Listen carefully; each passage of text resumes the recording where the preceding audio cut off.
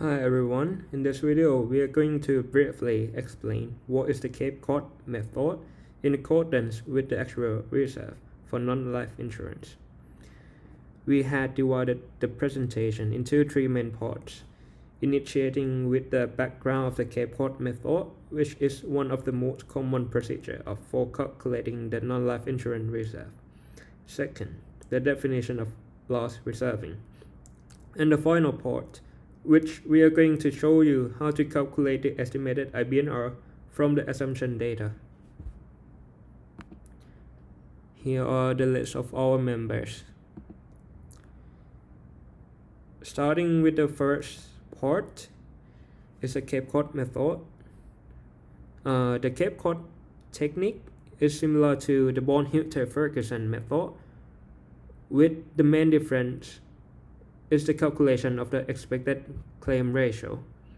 The ultimate claims using the Cape Cod can be calculated as the actual reported plus the on-level earned premium expected claim ratio, which is unreported in percent, while the expected claims ratio in the Born-Hilter-Ferguson method is a prior estimation.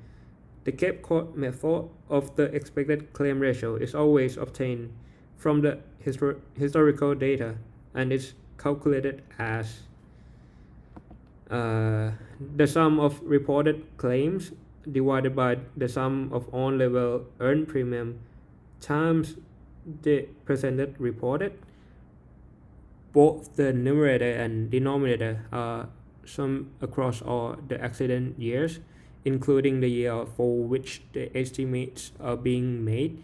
The product of on-level earned premium and the percent reported for each year is sometimes called used up premium for that year.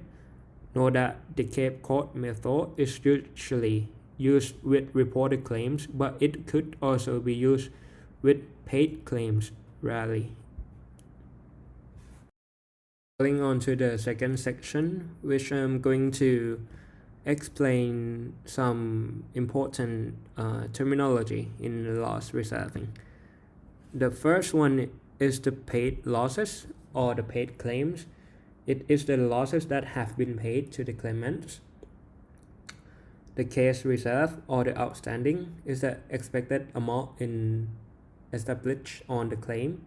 The incurred losses, which is also known as the reported losses, is the total sum of the paid losses plus the case reserve. The POIBNR is the claims that incur but have not yet been reported. The IBNER is the incur but not enough reserve. And the IBNR is the total sum of the POIBNR and the IBNER. The ultimate losses or the developed losses is the total sum of the incur plus the IBNR. The recovery is the amount of money company recover from the accident. For example, the salvages or the subrogation. The LAE or the loss adjustment expense is the total sum of the ALAE plus the ULAE, which the ALAE is the expense that can be allocated to specific claim, where the ULAE is the expense that cannot be allocated to specific claims, for example the salary or the rent of the claim department.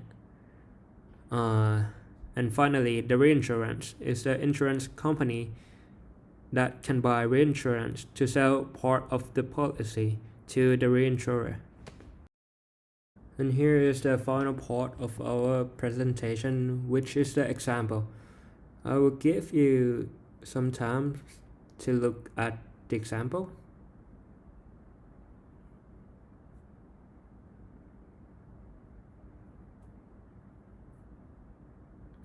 So our example is assumed to have no development beyond 48 months, and the annual claims trend is plus 5%. The annual premium trend is to plus 2%. The law changes effective 1 January 2011 have increased expected claims by 10% for the accident year 2011 and the subsequent years. So we are going to show you how to calculate the estimated IBNR for the accident years 2013 using the Cape Cod method. The first and the most prior step is to calculate the age to age factors so we can get the percent reported. Following the first step, we can calculate the reported claims for each year at 2013 benefit and claims trend levels.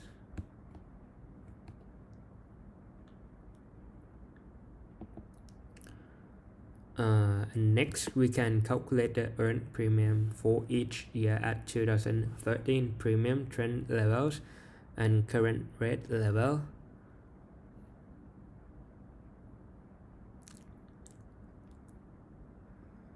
And ultimately, we can calculate the ECR used to estimate the IBNR for the accident year 2013.